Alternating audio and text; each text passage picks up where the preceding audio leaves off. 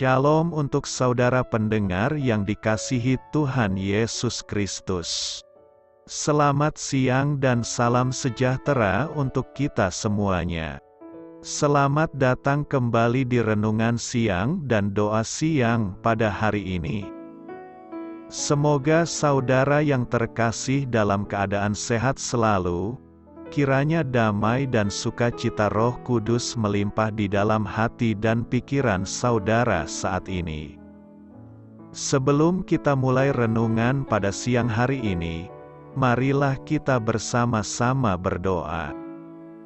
Bapa di kerajaan sorga, terima kasih atas penyertaan yang Engkau berikan kepada saya atas siang hari yang indah ini.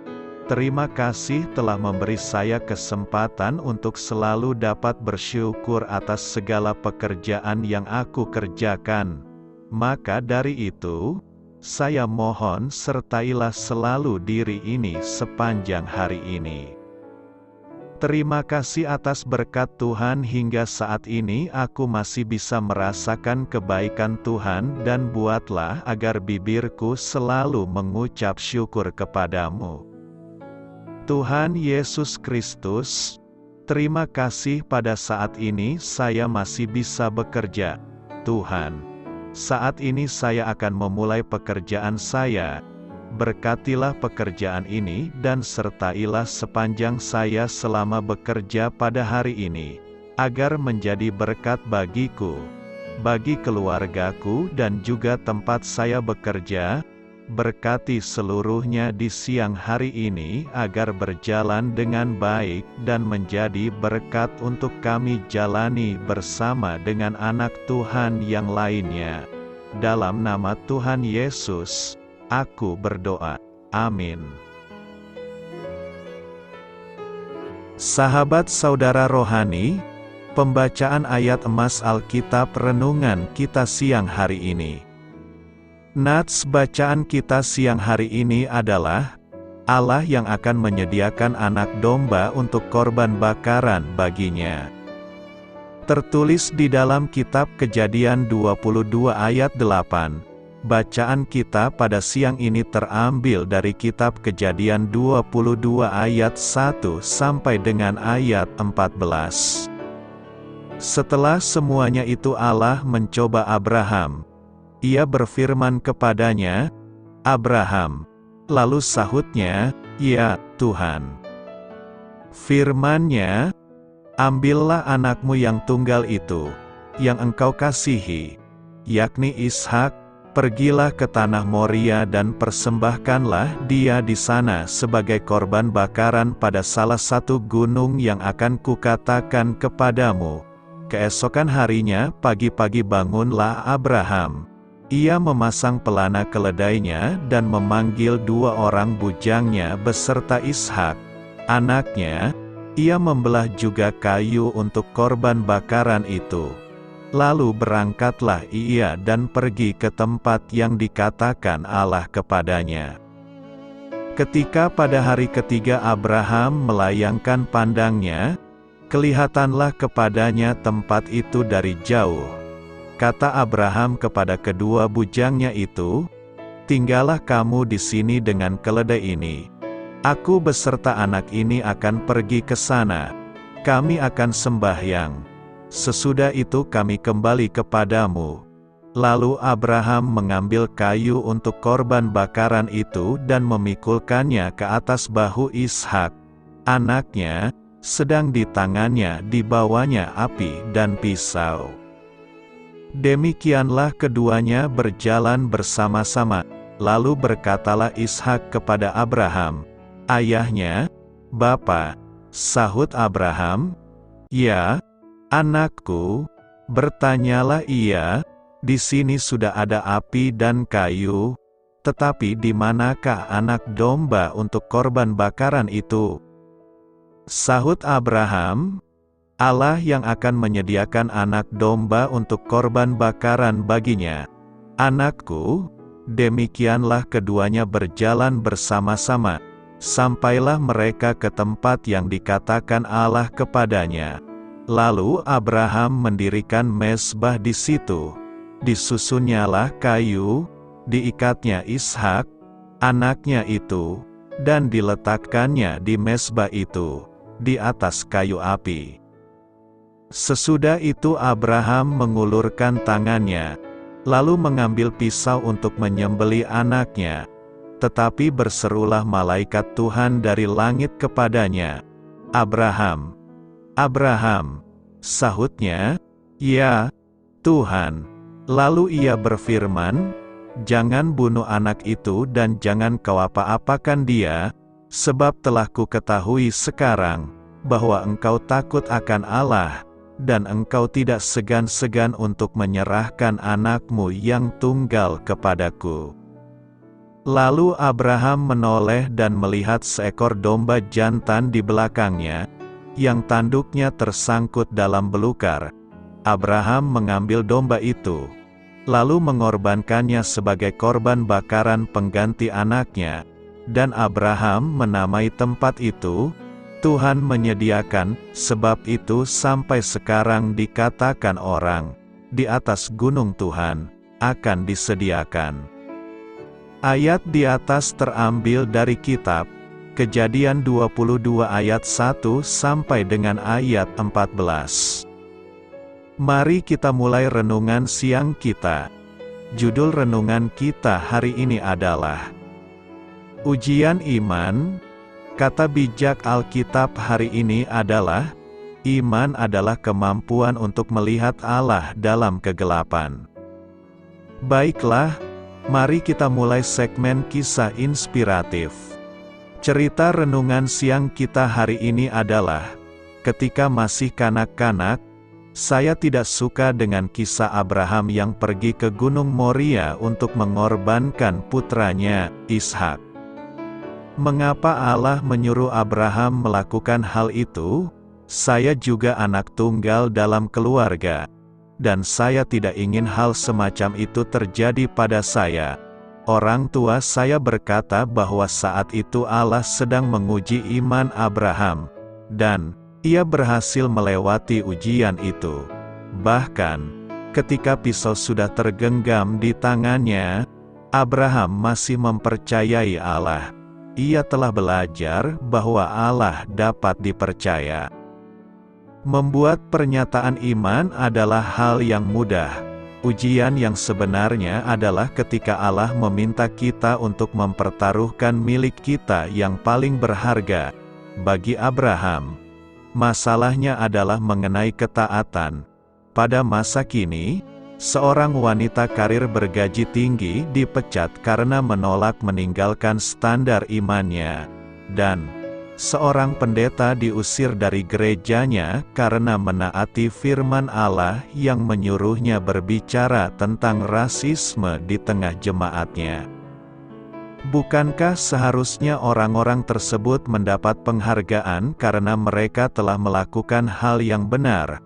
Ujian iman yang terberat sesungguhnya adalah ketika kita merasa Tuhan tidak menghargai kesetiaan kita.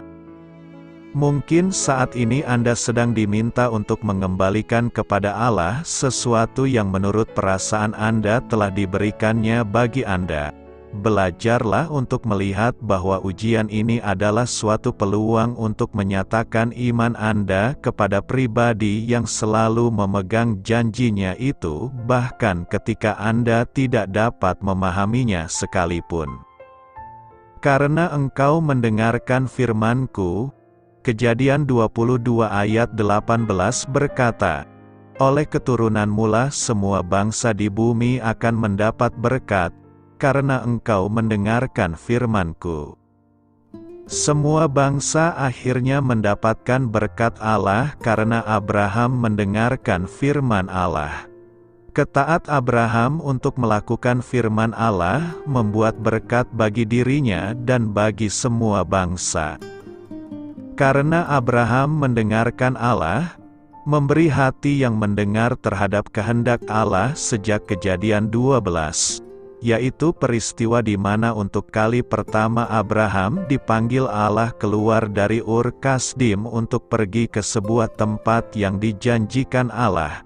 Sekalipun saat itu Abraham belum tahu kemana ia akan dibawa Tuhan, maka berkat Allah mengalir baginya dan keturunannya. Selain tempat, tanah perjanjian, Allah juga menjanjikan keturunan yang kemudian menjadi bangsa yang besar, dan berkat yang besar untuk memberkati bangsa-bangsa di sekitarnya. Selain itu Abraham juga mendengar terhadap Allah ketika Allah kembali menjanjikan keturunan baginya dalam Kejadian 15, serta Kejadian 17 di mana Allah dengan tanda sunat membuat perjanjian, covenant, kepada Abram, nama sebelum diubah menjadi Abraham, bahwa ia akan menjadi bapa sejumlah bangsa yang besar. Dari kronologi kehidupan Abraham, dia tampak sebagai bapa yang penuh iman, bapa yang mendengarkan Allah dengan penuh kepercayaan. Hasil dari Abraham mendengar firman Allah adalah kuasa untuk berjalan dalam iman. Dalam Roma 10 ayat 17 dituliskan bahwa, jadi, iman timbul dari pendengaran oleh firman Kristus. Hal itu juga menjadi sebab mengapa Abraham disebut sebagai bapa segala orang beriman.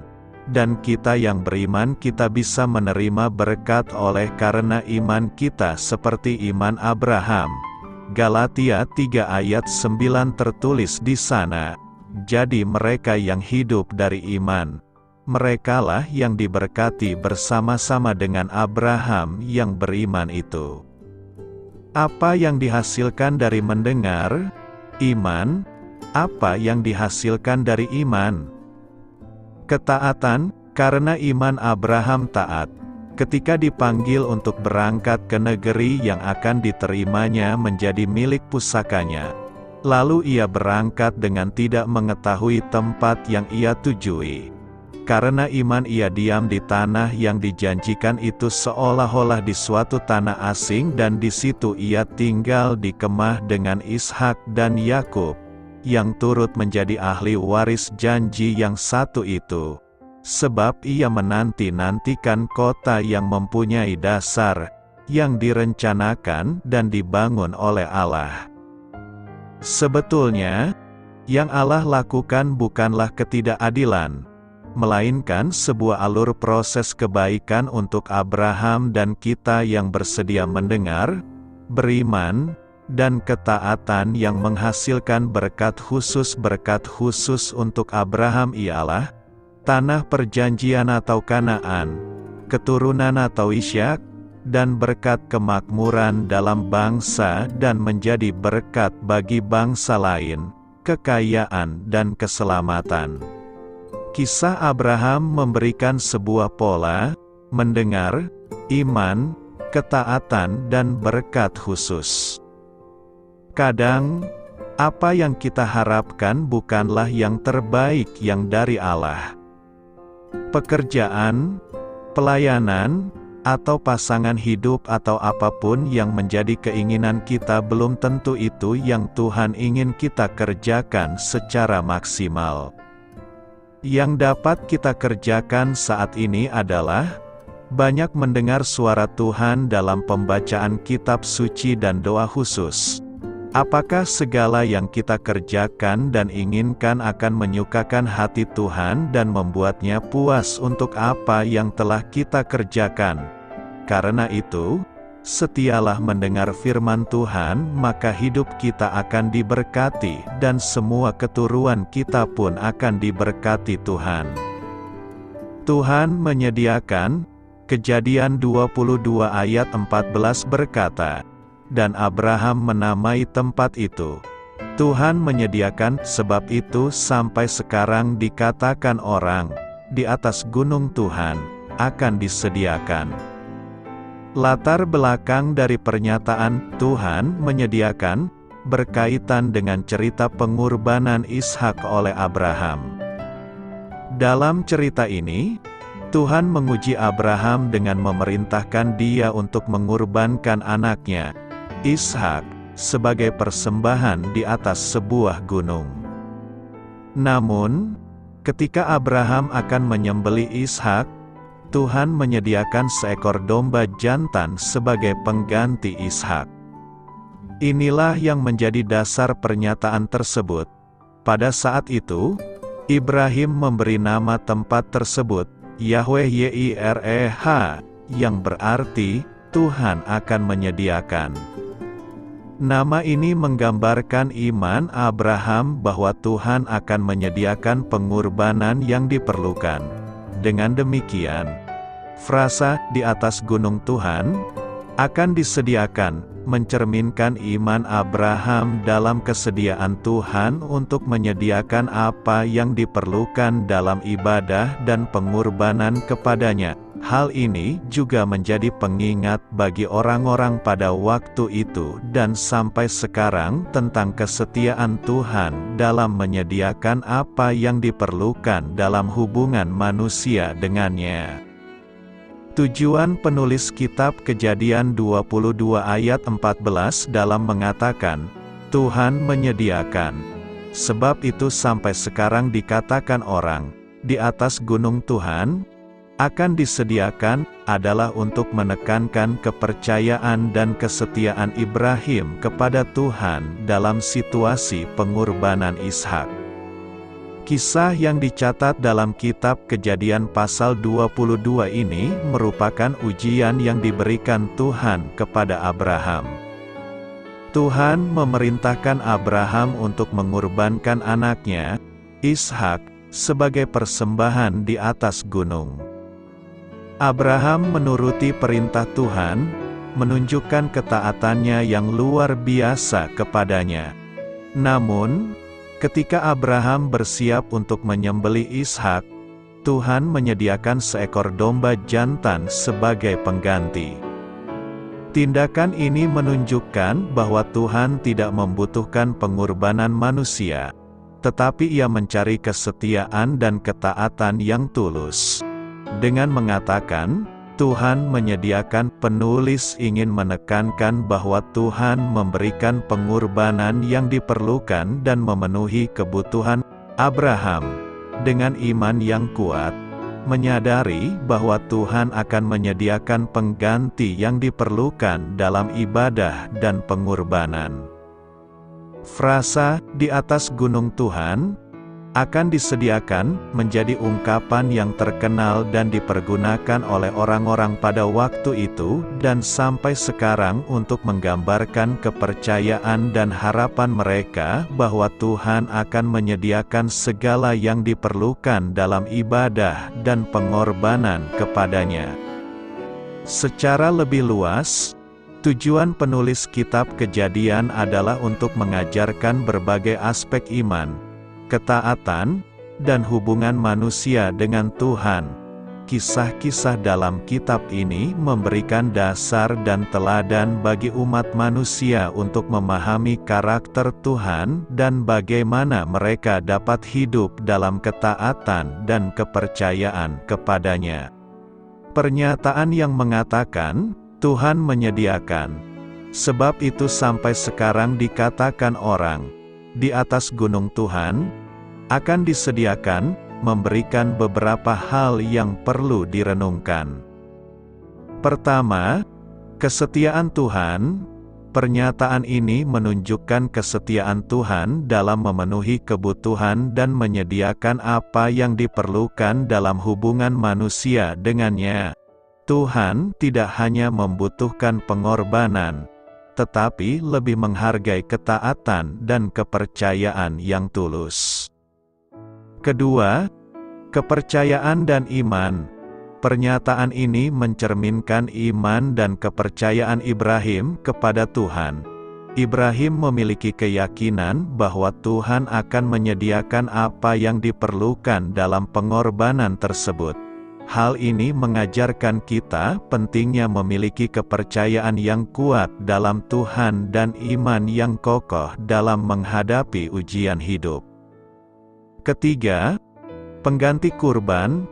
Abraham mengalami penggantian Ishak dengan seekor domba jantan sebagai kurban.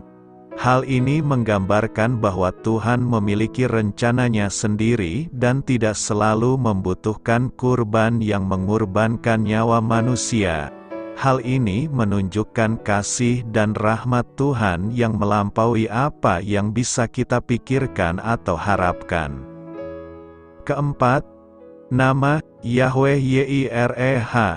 Abraham memberi nama tempat tersebut Yahweh Yireh, yang berarti Tuhan akan menyediakan. Nama ini menjadi pengingat bagi kita bahwa Tuhan adalah sumber segala kebutuhan kita. Kita dapat mempercayakan hidup kita kepadanya, bahwa Ia akan menyediakan apa yang kita perlukan pada waktunya. Karena itu, kita dapat memperhatikan kesetiaan Tuhan, mengembangkan iman dan kepercayaan yang kuat, mengakui bahwa Tuhan memiliki rencana yang lebih besar daripada yang kita ketahui, dan mengandalkan Tuhan sebagai sumber segala kebutuhan kita. Apa yang dimaksud oleh perjanjian Abraham? Perjanjian adalah persetujuan antara dua pihak. Ada dua jenis perjanjian, berkondisi dan tidak berkondisi.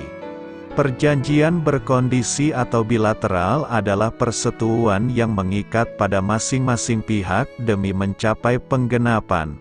Kedua pihak setuju memenuhi kondisi yang tertera. Jika salah satu pihak gagal memenuhi tanggung jawab mereka, maka perjanjian itu batal dan kedua pihak tidak perlu memenuhi harapan persetujuan tersebut. Sebuah perjanjian tanpa kondisi adalah persetujuan antara dua pihak, namun hanya satu pihak yang harus melakukan sesuatu. Tidak ada syarat bagi pihak lainnya. Perjanjian Abraham adalah perjanjian tanpa kondisi. Allah membuat janji kepada Abraham yang tidak mengaratkan apapun dari Abraham. Kejadian 15 ayat 18-21 menjelaskan bagian dari perjanjian Abraham tersebut, khususnya meliputi tanah yang dijanjikan kepada Abraham dan keturunannya. Perjanjian Abraham ditemukan dalam Kejadian 12 ayat 1-3.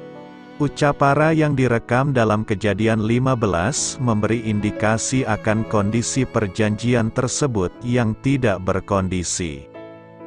Perjanjian bagi dua pihak terjadi disepakati ketika kedua pihak berjalan di antara potongan hewan sehingga mengikat keduanya kepada komitmen yang diambil. Yang kita amati adalah bahwa Allah sendiri yang melewati belahan hewan itu, dalam bentuk perapian yang berasap serta suluh yang berapi, mewakili Allah, yang melewati belahan hewan tersebut sedangkan Abraham sedang tidur nyenyak.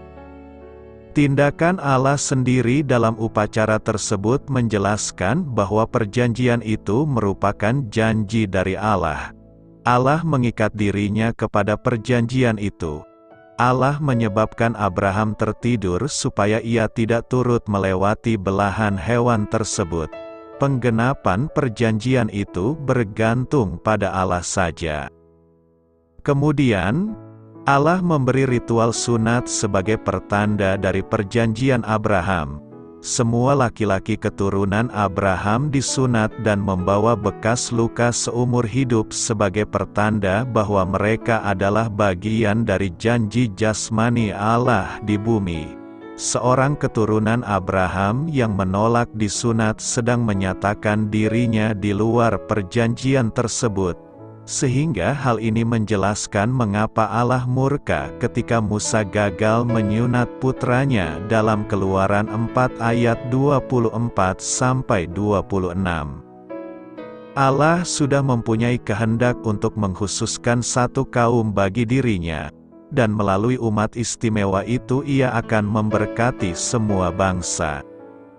Perjanjian Abraham sangat penting dalam memahami konsep kerajaan dan teologi Perjanjian Lama.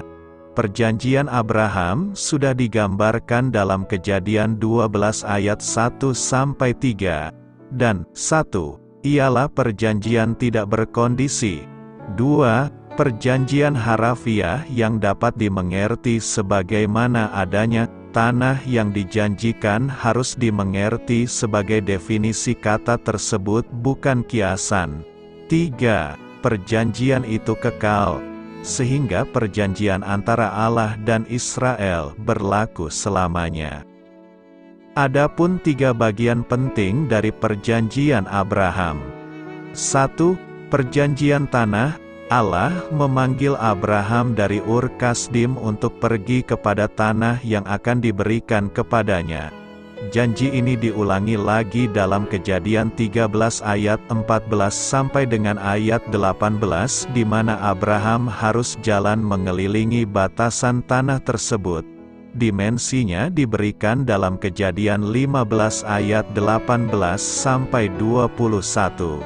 Aspek perjanjian Abraham ini diulas dalam Ulangan 30 ayat 1-10.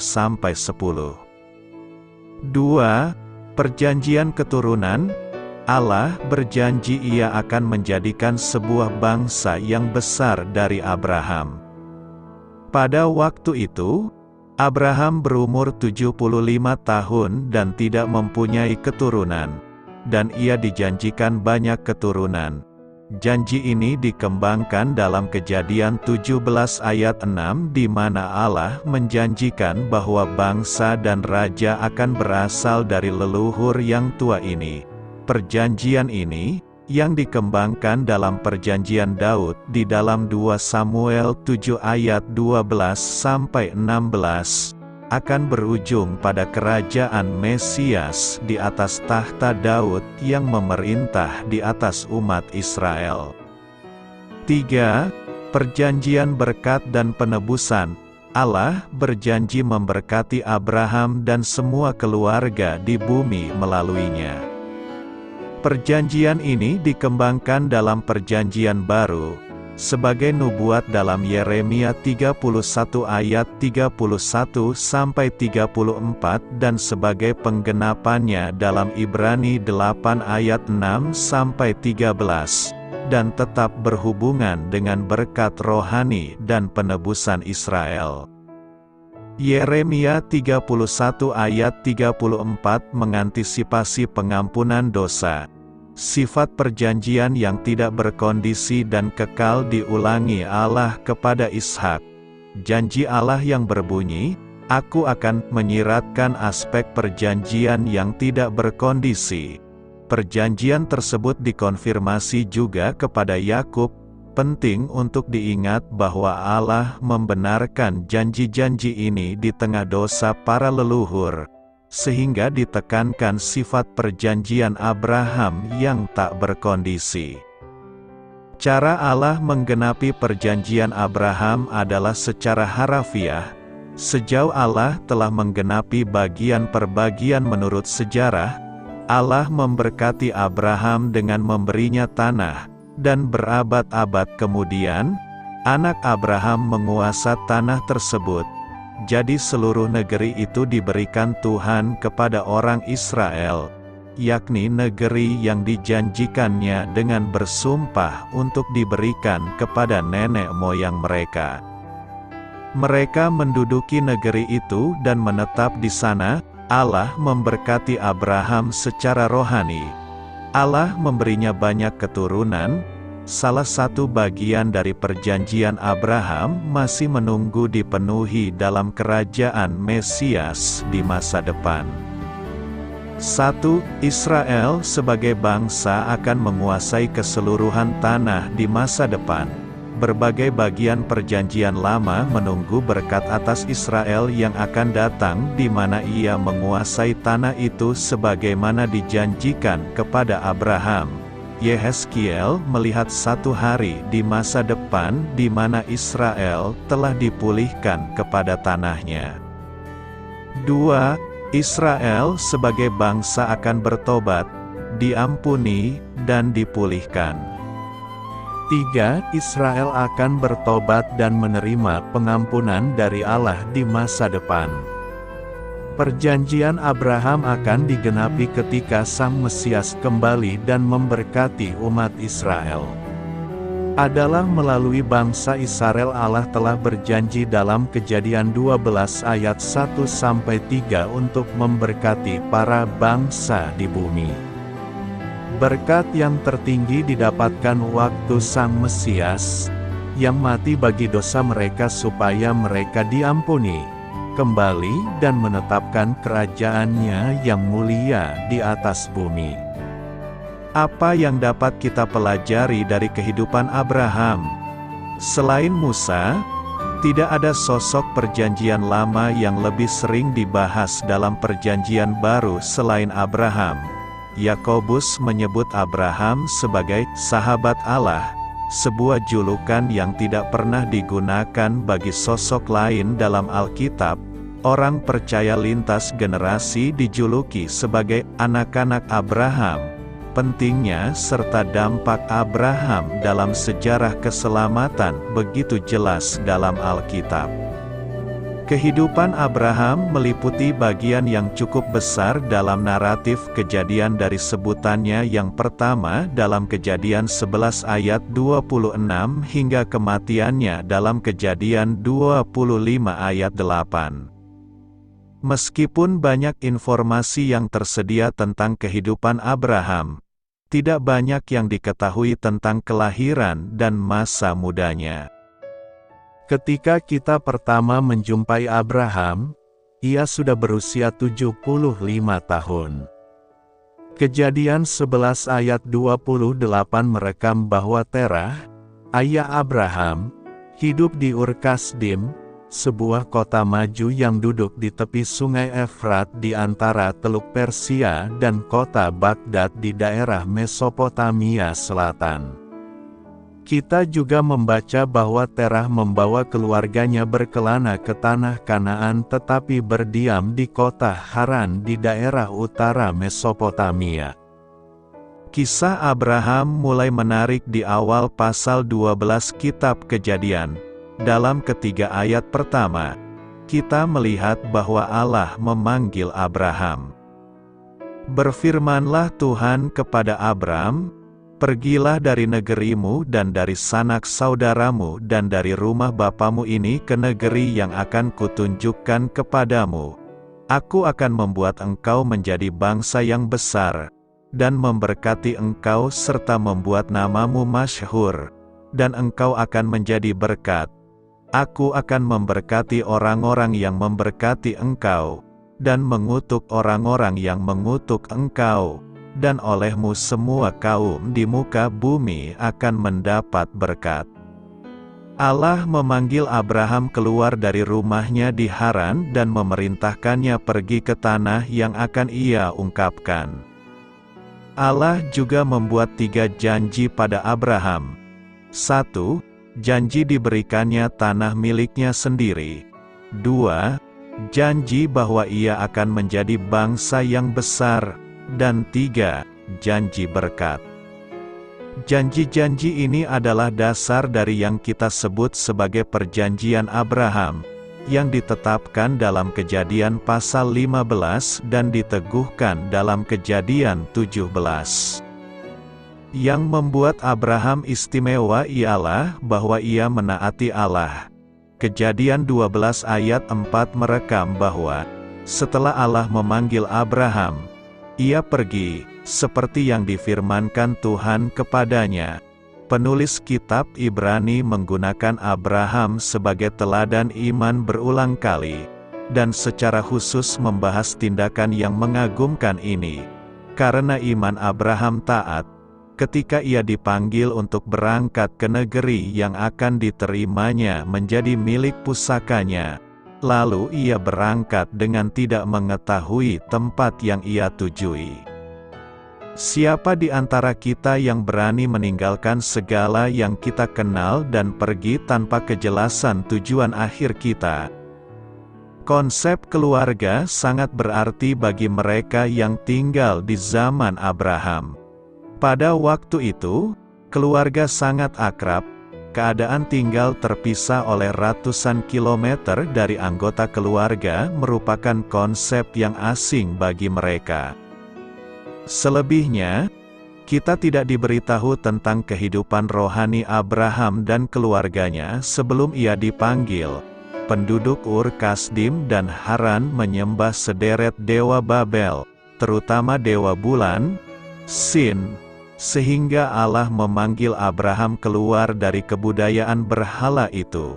Abraham menyadari dan mengenali panggilan Yahweh, Tuhan, dan menaati dengan sukarela, bukan secara terpaksa.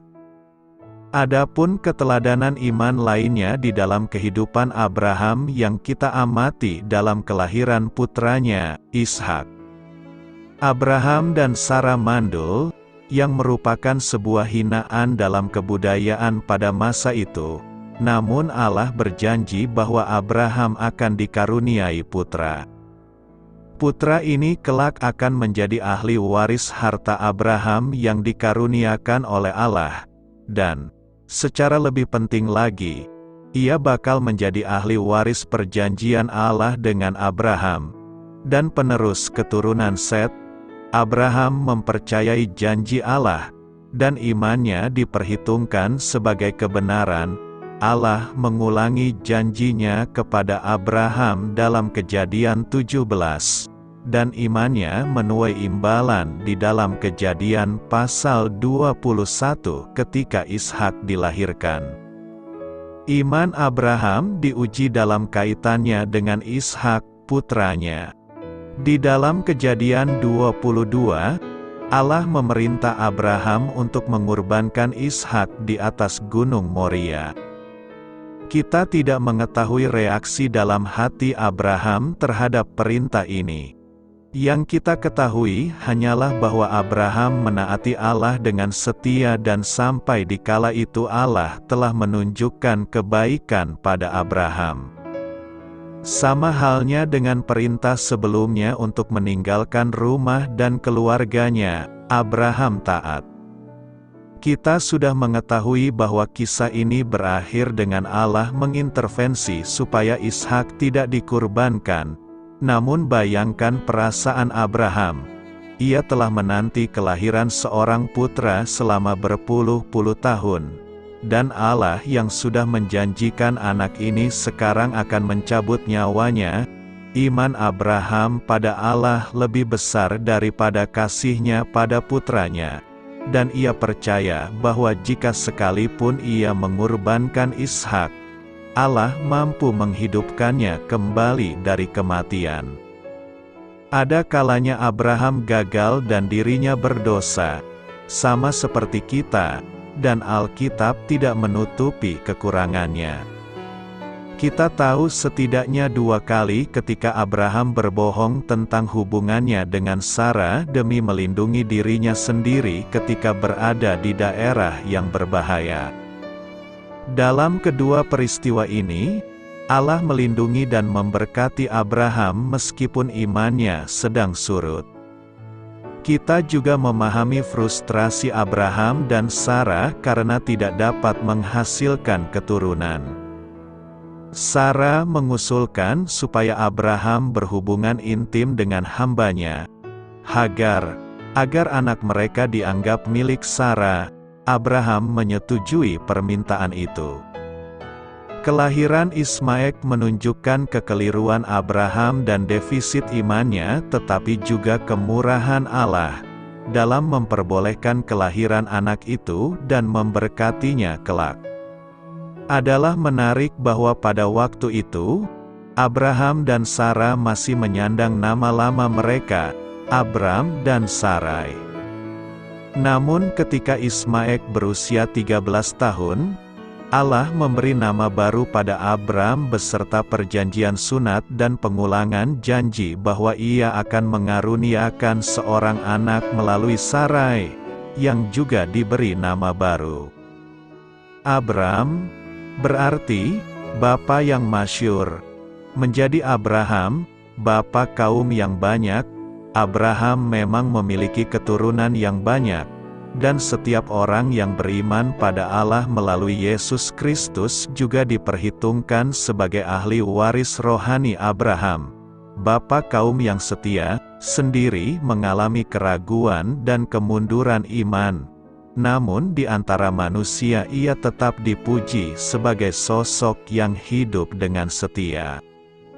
Salah satu pelajaran yang mutlak yang kita peroleh dari kehidupan Abraham adalah bahwa kita harus hidup beriman. Abraham membawa Ishak, putranya, ke atas Gunung Moria karena ia tahu bahwa Allah selalu setia pada janjinya. Iman Abraham bukan iman yang membabi buta. Imannya adalah keyakinan yang teguh dan kepercayaan pada sosok yang telah membuktikan kesetiaan dan kebenarannya. Jika kita mengamati jejak kehidupan pribadi kita dapat melihat campur tangan Allah yang berdaulat di dalamnya. Keterlibatan Allah di dalam kehidupan kita tidak perlu diiringi malaikat atau berbicara kepada kita melalui semak yang berapi-api atau membelah lautan.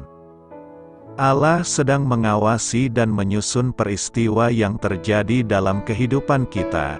Kadang tidak terasa demikian, namun kehidupan Abraham adalah bukti bahwa keberadaan Allah dalam kehidupan kita sangat nyata. Bahkan kegagalan-kegagalan Abraham membuktikan bahwa meskipun Allah tidak melindungi kita dari akibat dosa kita, tetap menggenapi kehendak-Nya di dalam kita dan melalui kita tidak dapat menggagalkan rancangan-Nya. Kehidupan Abraham juga menunjukkan bahwa ketaatan yang sederhana itu ada berkat-Nya. Ketika ia diminta untuk meninggalkan keluarganya, Abraham pergi. Ketika diminta mengorbankan Ishak, keesokan harinya pagi-pagi bangunlah Abraham dan melakukannya. Dari apa yang kita pahami dari naratif Alkitab, ketaatan Abraham tidak diwarnai keraguan. Abraham, seperti halnya dengan kita, bergumul dengan keputusan-keputusan ini. Namun, ketika sudah waktunya bertindak, ia bertindak. Ketika kita menyadari panggilan Allah yang sejati atau kita membaca perintah di dalam firman-Nya, kita harus bertindak. Ketaatan bukanlah alternatif kesekian ketika Allah memerintahkan sesuatu. Kisah Abraham juga memberi kita gambaran akan hubungan yang dinamis dengan Allah. Meskipun Abraham tidak ragu dalam menaati perintah dan panggilan Allah, ia juga berani mengajukan pertanyaan kepada Allah. Abraham percaya bahwa Allah akan memberi dirinya dan Sarah seorang putra, namun ia menanyakan bagaimana hal itu dapat terjadi. Di dalam Kejadian 18 kita membaca kisah di mana Abraham menjadi perantara bagi Sodom dan Gomora. Abraham menegaskan bahwa Allah itu kudus dan adil dan dirinya tidak dapat membayangkan jika Allah membinasakan baik orang benar maupun orang berdosa. Ia meminta supaya Allah tidak membinasakan kota-kota berdosa itu demi 50 nyawa yang saleh dan terus menawar hingga perbandingan jumlah jiwa yang benar itu hanya 10 orang. Pada akhirnya 10 orang yang saleh tidak ditemukan dalam Sodom. Namun Allah menyelamatkan Lot, keponakan Abraham, serta keluarga Lot. Adalah menarik bahwa Allah mengungkapkan rencananya pada Abraham sebelum membinasakan kota-kota itu dan pertanyaan-pertanyaan itu dijawab. Teladan Abraham di sini mengungkapkan gambaran orang yang berdialog dengan Allah tentang rencananya, memohon bagi orang lain, mempercayai keadilan Allah, dan tunduk pada kehendak-Nya. Ketika iman Abraham tersandung, khususnya berkaitan dengan Hagar dan Ismail, kita memperoleh contoh bahwa mengandalkan kekuatan dan kemampuan pribadi kita malah memperumit situasi.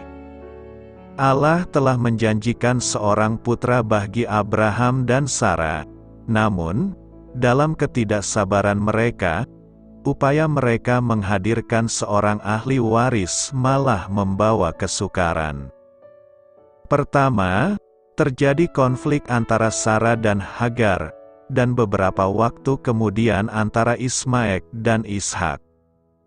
Keturunan Ismaek kelak menjadi musuh bebuyutan umat Allah, sebagaimana terungkap dalam naratif Perjanjian Lama, dan tak kunjung usai sampai zaman ini di antara Israel dengan tetangga Arab mereka. Kita tidak mungkin menggenapi kehendak Allah melalui kekuatan pribadi kita. Upaya kita malah menciptakan jauh lebih banyak masalah dibanding solusi. Dampak pelajaran ini cukup luas dalam kehidupan kita. Jika Allah telah menjanjikan sesuatu, kita harus berlaku setia dan sabar sambil menanti penggenapannya menurut waktunya. Secara teologis, kehidupan Abraham meneladani doktrin sola fide, pembenaran melalui iman saja. Paulus menggunakan Abraham sebagai contoh doktrin ini sebanyak 2 kali. Di dalam kitab Roma, pasal keempat secara khusus menggambarkan pembenaran melalui iman dalam kehidupan Abraham. Argumen yang serupa ditemukan dalam kitab Galatia, di mana Paulus menunjukkan bahwa baik orang non-Yahudi maupun orang Yahudi merupakan ahli waris berkat-berkat Abraham melalui iman. Acuannya ditemukan dalam Kejadian 15 ayat 6. Lalu percayalah Abram kepada Tuhan, maka Tuhan memperhitungkan hal itu kepadanya sebagai kebenaran. Iman Abraham dalam janji Allah sedemikian rupa sehingga Allah menyatakan dirinya orang benar. Sehingga prinsip Roma 3 ayat 28 terbukti. Abraham tidak berusaha membenarkan diri. Iman atau kepercayaannya dalam Allah sudah cukup. Kita dapat mengamati kasih karunia Allah bahkan dalam bagian awal Perjanjian Lama. Injil tidak dimulai dengan kelahiran dan kematian Yesus, melainkan di kitab Kejadian. Di dalam Kejadian 3 ayat 15, Allah berjanji bahwa keturunan perempuan akan meremukkan kepala ular. Para teolog meyakini bahwa ini adalah pertama kali Injil diperkenalkan dalam Alkitab. Sisa Perjanjian Lama mencatat aplikasi Injil kasih karunia Allah melalui garis keturunan Set. Panggilan Abraham merupakan salah satu langkah dalam kisah keselamatan. Paulus mengajar bahwa sebelumnya Injil telah dikabarkan kepada Abraham ketika Allah berfirman padanya, "Olehmu segala bangsa akan diberkati." Pelajaran lain yang kita peroleh dari kehidupan Abraham ialah bahwa iman tidak dapat diwariskan.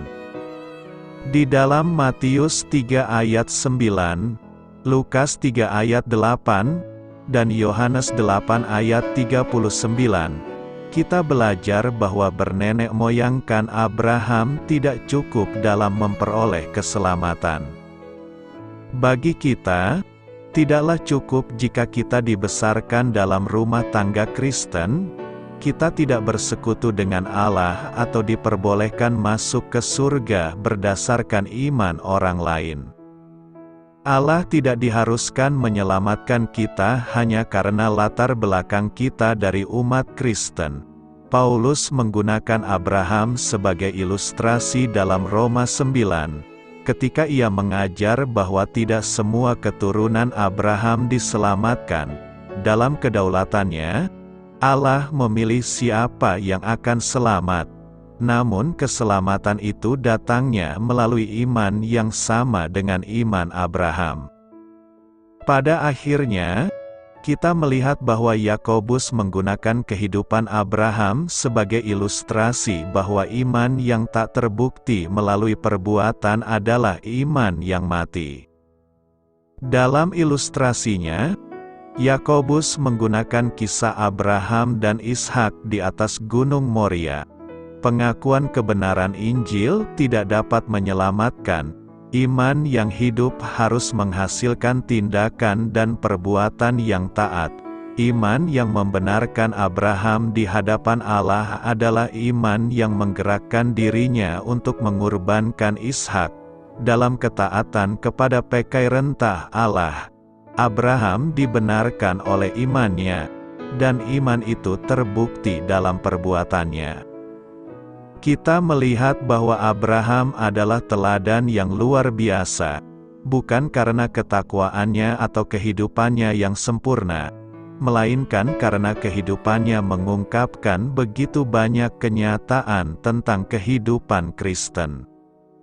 Allah memanggil Abraham di antara jutaan orang di bumi untuk menjadi sasaran berkat-Nya. Allah menempatkan Abraham dalam peran kritis dalam kisah keselamatan, yang mencapai puncaknya pada kelahiran Yesus. Abraham adalah teladan iman dan harapan dalam janji-janji Allah. Kita harus hidup sedemikian rupa sehingga, pada akhir hayat, iman kita, seperti iman Abraham, menjadi contoh yang patut diteladani oleh generasi selanjutnya. Mengapa Tuhan memerintahkan Abraham untuk mengorbankan Ishak? Abraham telah menaati Tuhan berkali-kali dalam perjalanannya bersamanya. Namun tidak ada ujian yang lebih berat daripada yang ada di Kejadian 22.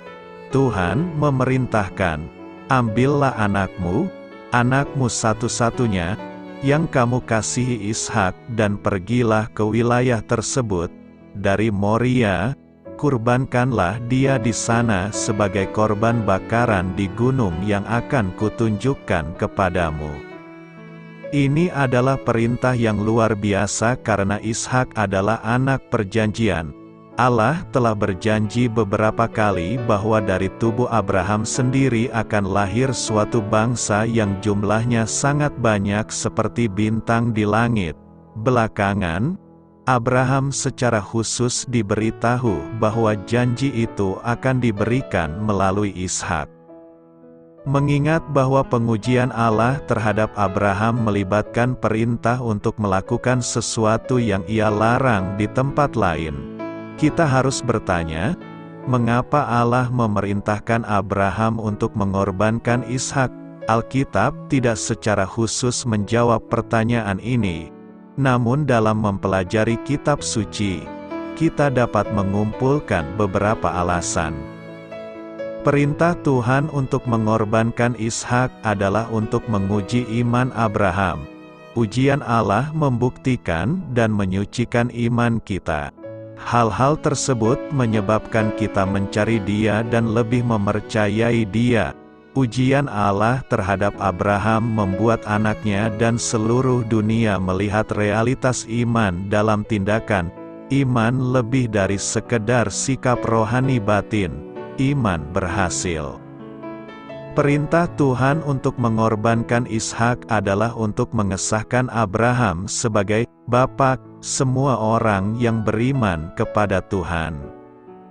Iman Abraham diperhitungkan kepadanya sebagai kebenaran, dan kita saat ini, yang mempunyai iman seperti Abraham, juga menemukan bahwa Dialah Bapa kita semua. Tanpa tanggapan Abraham terhadap perintah untuk mengorbankan Ishak, kita akan mengalami kesulitan mengetahui semua hal yang terkandung dalam iman. Allah menggunakan iman Abraham sebagai contoh jenis iman yang diperlukan untuk keselamatan. Perintah Tuhan untuk mengorbankan Ishak adalah untuk memberikan contoh ketaatan mutlak. Setelah Tuhan memberikan perintah, keesokan harinya Abraham bangun dan memuat keledainya, dan berangkat bersama putranya serta kayu untuk korban bakaran. Tidak ada penundaan, tidak ada pertanyaan, tidak ada perdebatan. Ketaatan sederhana saja yang mendatangkan berkat. Perintah Tuhan untuk mengorbankan Ishak adalah untuk menyatakan Tuhan sebagai Yehovah Jireh. Dalam perjalanan mendaki gunung menuju tempat pengorbanan, Ishak bertanya tentang hewan yang akan dikorbankan, dan ayahnya berkata, Allah sendiri yang akan menyediakan domba untuk korban bakaran. Anakku, setelah Allah menyediakan seekor domba jantan untuk menggantikan tempat Ishak di mezbah, Abraham menamakan tempat itu Tuhan yang menyediakan, jadi kita mempunyai nama Tuhan yang mengungkapkan karakter lainnya, Yahweh Yireh. Perintah Tuhan untuk mengorbankan Ishak adalah pertanda pengorbanan Tuhan atas anaknya sendiri. Kisah Abraham menggambarkan ajaran perjanjian baru tentang penebusan, yaitu persembahan kurban Tuhan Yesus di kayu salib untuk dosa umat manusia. Berikut beberapa persamaan antara pengorbanan Ishak dan pengorbanan Kristus. Ambillah anakmu satu-satunya yang kamu kasihi, sebab begitu besar kasih Allah terhadap dunia ini sehingga Ia mengaruniakan anaknya yang tunggal. Pergi ke wilayah Moria, korbankan dia di sana, diyakini bahwa daerah yang sama adalah tempat kota Yerusalem dibangun bertahun-tahun kemudian. Yesus disalibkan di tempat yang sama dengan tempat Ishak dibaringkan di altar. Korbankan dia di sana sebagai korban bakaran. Kristus telah mati karena dosa-dosa kita, sesuai dengan kitab suci. Abraham mengambil kayu untuk korban bakaran dan menaruhnya di atas Ishak. Putranya, Yesus, memikul salibnya sendiri, berjalan ke Golgota. Tetapi di manakah anak domba untuk korban bakaran? Yohanes berkata, "Lihatlah, anak domba Allah, yang menghapus dosa dunia." Allah sendiri yang akan menyediakan domba itu. Yesus disamakan dengan anak domba yang tak bercacat dalam 1 Petrus 1 ayat 18-19 dan anak domba yang disembelih dalam Wahyu 5 ayat 6. Ishak, yang mungkin masih muda pada saat pengorbanannya, bertindak dalam ketaatan kepada ayahnya. Sebelum pengorbanannya, Yesus berdoa, "Bapakku, jika memungkinkan, semoga cawan ini diambil dariku. Namun bukan seperti yang aku kehendaki, melainkan seperti yang kamu kehendaki." Ishak secara kiasan dibangkitkan. Dan Yesus dalam kenyataannya, Abraham berpikir bahwa Allah dapat membangkitkan orang mati. Dan secara kiasan, ia menerima kembali Ishak dari kematian. Yesus dikuburkan dan dibangkitkan pada hari ketiga sesuai dengan kitab suci. Berabad-abad setelah perintah Allah kepada Abraham untuk mengorbankan Ishak, Yesus berkata, "Ayahmu, Abraham, bersukacita membayangkan hariku." Dia melihatnya dan merasa senang. Hal ini merujuk pada kegembiraan Abraham saat melihat domba jantan tersangkut di semak-semak di Kejadian 22. Domba jantan itu adalah pengganti yang akan menyelamatkan nyawa Ishak. Melihat domba jantan itu pada hakikat adalah melihat hari Kristus, pengganti kita semua. Banyak yang dipanggil tetapi sedikit yang dipilih. Minggu ini kita akan memasuki minggu ke-19 setelah Trinitatis.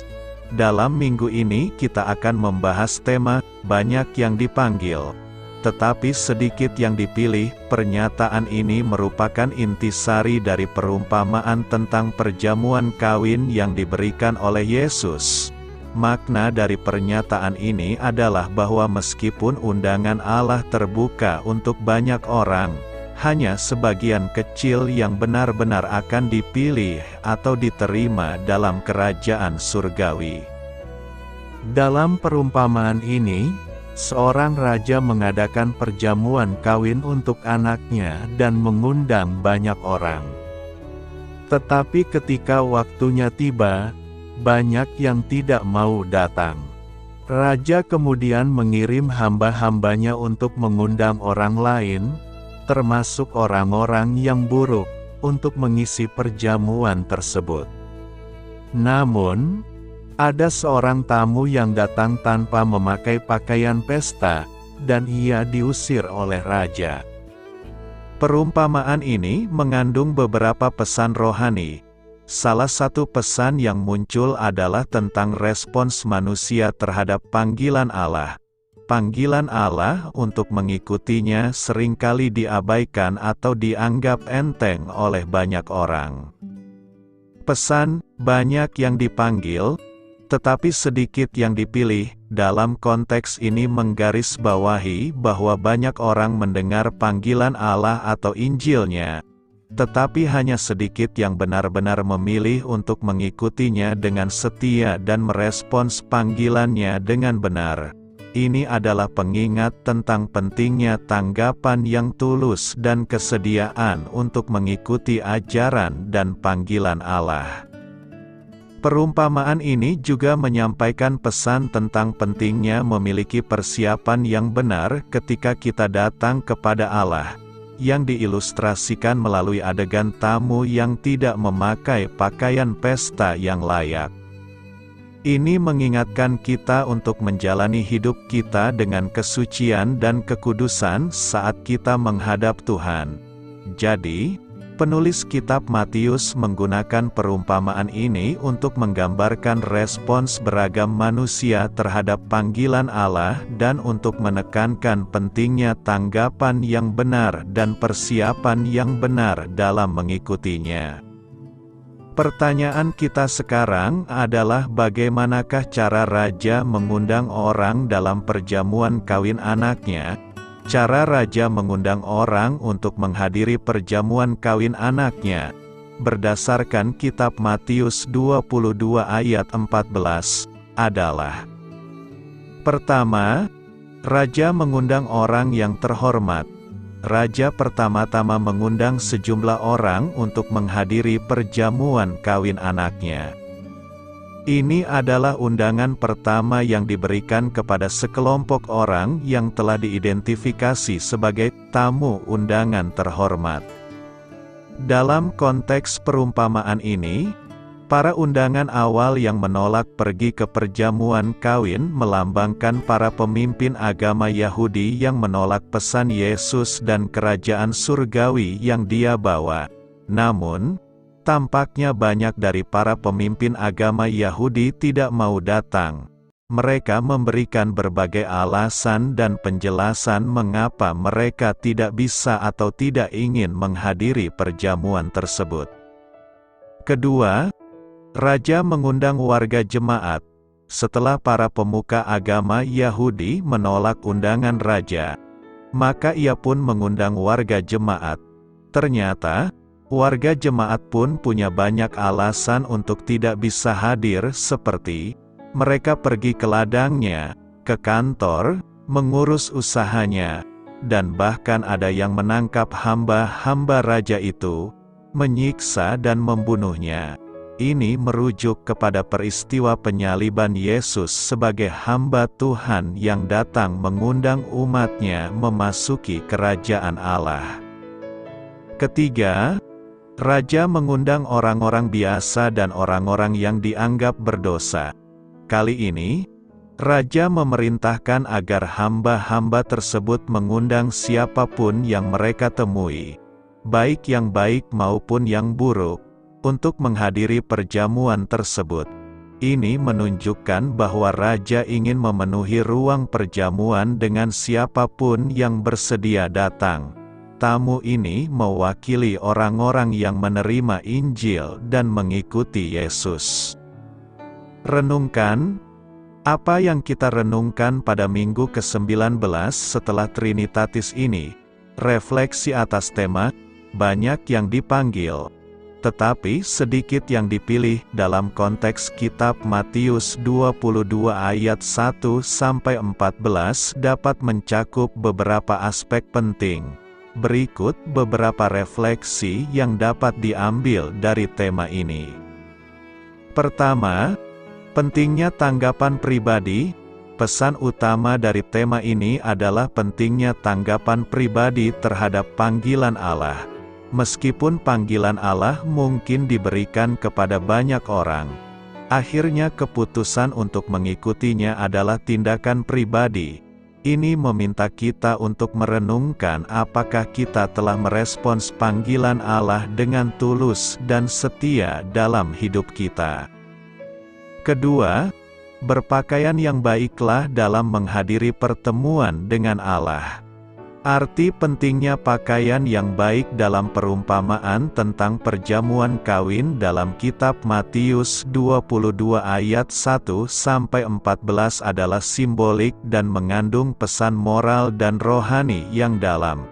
Dalam perumpamaan tersebut, fokus pada pakaian yang baik adalah sebagai tanda atau representasi yang menggambarkan persiapan dan kekudusan yang diperlukan dalam menghadap Allah dan mengikutinya. Berikut adalah beberapa aspek penting dari arti pakaian yang baik dalam konteks perumpamaan ini. Ketaatan dan persiapan rohani. Pakaian yang baik adalah lambang ketaatan dan persiapan rohani. Tamu yang hadir ke perjamuan kawin dalam pakaian pesta yang layak menggambarkan mereka yang hidup dalam ketaatan kepada Allah, mematuhi ajarannya, dan hidup dalam kesucian. Persiapan untuk menghadap Tuhan. Pakaian yang baik mencerminkan persiapan seseorang untuk menghadap Tuhan. Ketika kita datang kepada Allah, kita harus siap dengan hati yang tulus dan kesucian. Pakaian yang baik menggambarkan kesiapan untuk berdiri di hadapan Allah dengan rendah hati. Persiapan untuk kerajaan surgawi. Dalam konteks perumpamaan, pakaian pesta menggambarkan kesiapan untuk masuk ke dalam kerajaan surgawi yang disimbolkan oleh perjamuan kawin. Orang-orang yang dipilih oleh Raja adalah mereka yang siap untuk masuk ke dalam kerajaan Allah, yang menuntut kesetiaan dan persiapan rohani. Persiapan dalam kehidupan Kristen. Pesan dari pakaian yang baik dalam perumpamaan ini dapat diterapkan pada kehidupan Kristen sehari-hari. Ini mengingatkan kita akan pentingnya hidup dalam ketaatan dan kesucian, serta mematuhi ajaran-ajaran Yesus dan nilai-nilai agama. Pakaian yang baik dalam kehidupan Kristen adalah simbol persiapan rohani dan ketaatan kepada Allah. Ketiga, sambutlah hamba Tuhan dengan baik. Salah satu pelajaran utama dari perumpamaan ini adalah bahwa kita harus merespons panggilan dan undangan Tuhan dengan tulus. Ketika hamba Tuhan datang kepada kita membawa pesan atau pelayanan Tuhan, kita seharusnya meresponsnya secara positif dan terbuka. Ketika kita menyambut seorang hamba Tuhan, kita harus memberikan kehormatan dan penghargaan yang pantas kepada mereka. Ini mencakup penghargaan terhadap pelayanan dan pesan yang mereka bawa. Menghormati hamba Tuhan adalah bagian dari menghormati panggilan dan pelayanan yang mereka bawa atas nama Tuhan. Kita harus menerima pelayan Tuhan dengan keterbukaan dan sikap yang ramah. Ini mencakup mendengarkan dengan seksama pesan yang mereka bawa, bertanya jika ada pertanyaan, dan memberikan perhatian kepada pelayanan mereka. Karena itu, jadilah orang yang terpilih dari undangan Tuhan kepada kita. Selamat berkarya untuk Tuhan, selamat memulai karya dalam minggu ini untuk Tuhan. Doa saya menyertai saudara sekalian. Saya memberkati Anda agar sewaktu Anda mencarinya dari Dia, Bapa Surgawi Anda akan memberikan bagi Anda roti harian Anda. Dalam nama Yesus Kristus, Tuhan yang berkuasa atas alam semesta dan menuntun kita kepada iman yang menyelamatkan, Tuhan Yesus menyertai senantiasa. Tuhan memberkati. Amin.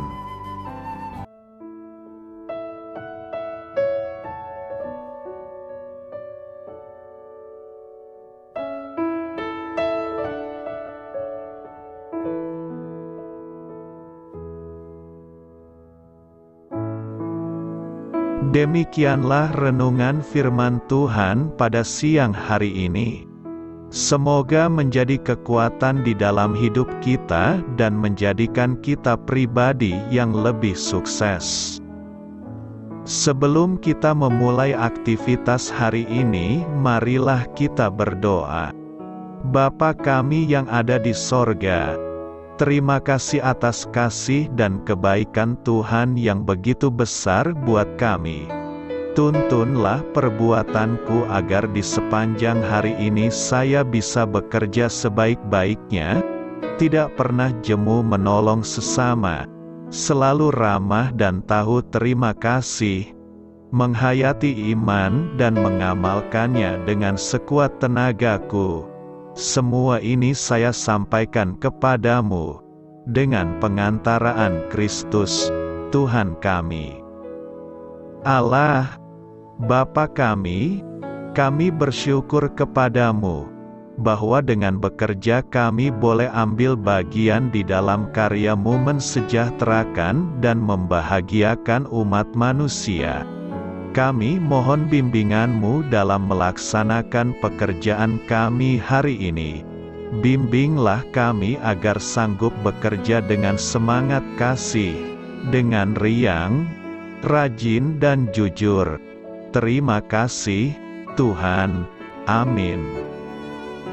Dalam nama Tuhan Yesus Kristus Tuhan dan Juru Selamat kami, Bapa kami yang baik, kami mengucap syukur dan berdoa. Amin. Biarlah firman Tuhan menjadi pengingat untuk kita semua, bahwa tuntunan dari Roh Kudus akan selalu memberi jalan keluar bagi setiap permasalahan hidup kita, dan memberi kedamaian di hati kita. Amin. Sampai jumpa di renungan siang saudara rohani berikutnya. Shalom.